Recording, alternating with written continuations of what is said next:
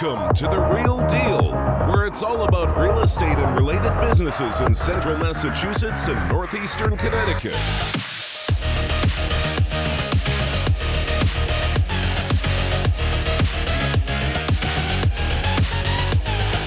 And now, your host, Anthony Shabbat of Shabbat & Associates. Hey everybody, and welcome to the Real Deal Business Podcast. My name is Anthony Shabbat, and on today's show, we have a very special guest, one of my best friends in the world over here, in Monteiro. We've spent a lot of time together over the years, and we had a lot of fun doing a lot of things with the event that we're going to be talking about today, which is Fairy Fest, and a whole bunch of other things. So why don't you tell the audience a little bit about yourself and a little bit about Fairy Fest, just to give everybody a little background of what it's all about. Okay, this is our fourth year for Fairy Fest, and this year it's going to be held in Thompson, Connecticut on August 28th from 10 to 4 at Riverside Park. It is a much bigger space than we had for Fairy Fest 2 years ago. We had about 4,600 attendees, and we expect that many and maybe more.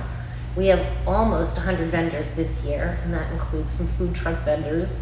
All of our vendors are handmade artists, and all of their wares have a fairy type tilt to them. We have the finance chair this year, that's Sarah Shabbat. I am the festival chair. I'm handling advertising, entertainment, vending, and logistics.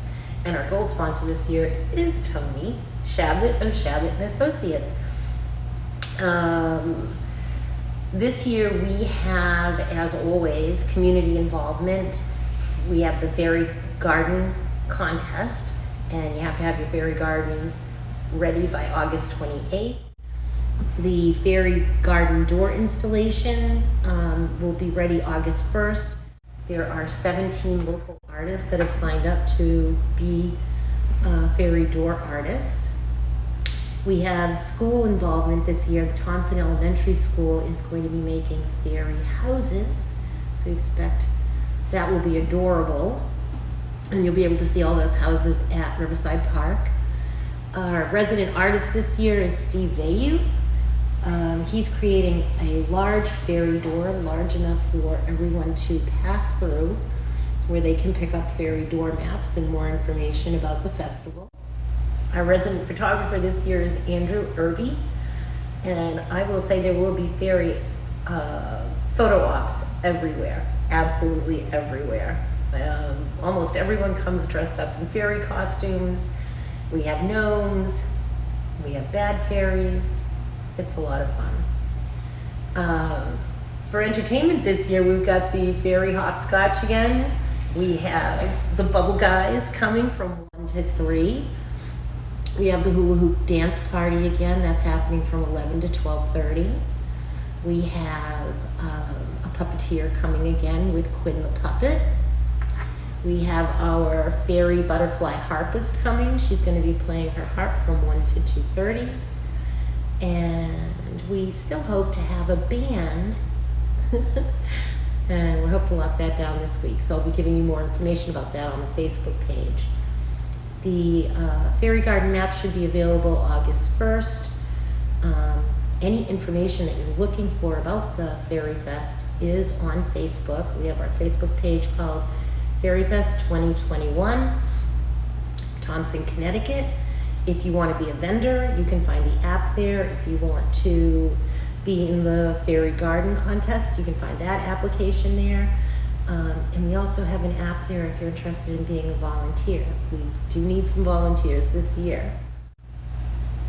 So I hope you're all going to come down and see what's going on and enjoy Fairy Fest 2021. I want to thank for sure the town of Thompson, who's going to be our host this year, and all the people at the Thompson Town Hall who've been working hard to help me get it together. And I also want to thank, of course, Tony for being our gold sponsor this year. Oh, you're welcome. Anything that you're involved with, you've done so much for Northeast Connecticut and all the events that you've done over the years, and just your positive energy and your helpful willingness to make it a better area. I'll support anything that you do. Oh, that's wonderful. Thompson has been very welcoming. I think that the space that we have this year is 3 times the size of the space that we had in Putnam. And so we have a lot more entertainment this year. We have a lot more vendors this year, and there'll be a lot of space for kids to do their fairy hopscotch. And we'll probably have different tables around the Fairy Fest area where there'll be different projects that kids can get involved in. And like I said, photo opportunities everywhere. Yeah, the one that we had, well, actually we didn't have one last year because of COVID. Yeah. But we did have one the previous year, and it was awesome. We have a video, so I'm gonna play the video. I'll overlay the video on this podcast as you're talking about some of the things. So the people that are watching this podcast have already seen some of the previous video from the previous event. So that was the first Fairfest, right? Or was there another one before that? There was another one before that. We started it inside of a First Friday. And so that was really the first Fairy Fest. And then the next year it became its own all-day event in Putnam. All the vendors who had paid, almost all of them who had paid to be involved in the Fairy Fest 2019 are all coming back. And all of the entertainers who were part of 2019 are all coming back. And so even though we had a year of COVID and the festival got canceled 3 weeks before it went off, we were able to pull this off this year, and we're gonna have a really good time. I'm definitely looking forward to it. So can you tell everybody where they can get more information again? I know you already said it, but let's... That's okay. We have a Facebook page. It is called Fairy Fest 2021, Thompson, Connecticut. There is a lot of information up there, a lot of great pictures and videos, and we'll put this video up there. If there are businesses that are interested in sponsorships, we still have 2 sponsorship spaces left. And like I said, we do need volunteers, so anybody that's interested in helping, we'd love to hear from you. And you can message me on that Facebook page. So you're looking for volunteers that would show up in the morning, help set up, and maybe help people set up throughout the day, and maybe wherever needed, So this year, because this has been ongoing, we kind of have things pretty much in hand. What we need volunteers for mainly is to be there to answer questions if people have questions, if kids get lost, point out where parking is.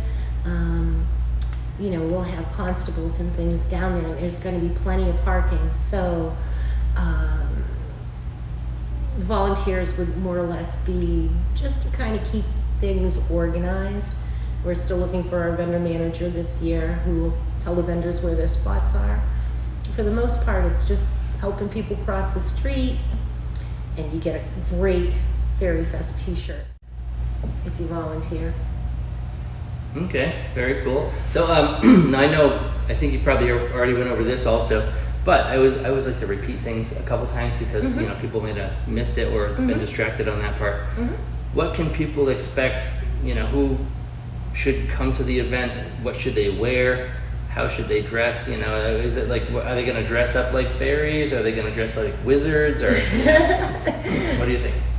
To my great delight, the 2019 festival, I'm going to say more than 60% of the people that came were dressed. We had good fairies and bad fairies. We had a family of gnomes. There was a pirate. And all the children were dressed. So if you don't have a fairy costume, you can go out and look for some stuff to make one. Or you can get your fairy stuff at the festival. There'll be wings for sale, and headdresses, and face painters, and glitter tattoo artists, and lots of places to show your costumes off. We had dads dressed up as fairies. We had babies dressed up as fairies. We had dogs dressed up as fairies. We even had a parrot at the 2019 festival. Another great photo op. So yeah, please come dressed. I think all the vendors will come dressed too.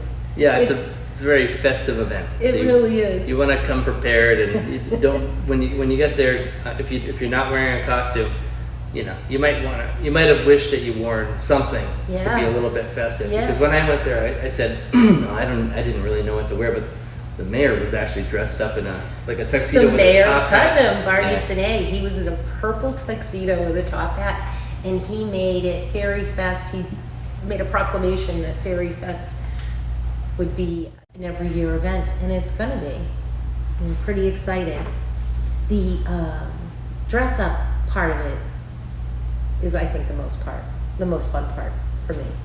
Yeah, it was great to see people walking around and just in the spirit of the event, walking around having fun, hamming it up, and just having a great time. Yeah. Because it's a really different type of an event. So it's kind of like a cross between like a Renaissance fair, but maybe with a lot of butterfly wings on the back of little kids and stuff like that.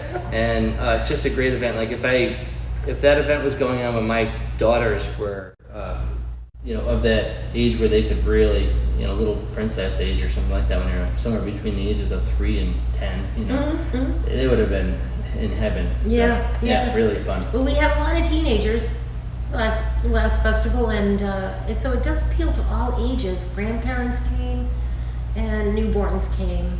It was really a lovely event. It really was great. We have some great pictures and videos on the Facebook page, and this year will be different than it was last year in many ways, and I think that's fun and surprising. I think that will be very entertaining for people. And it's free, right? It is free. Yeah, so you can show up and, there's going to be food there also, or what do you Yes, we have food trucks, and we have a couple of food tables. We've got Cookie Haven coming.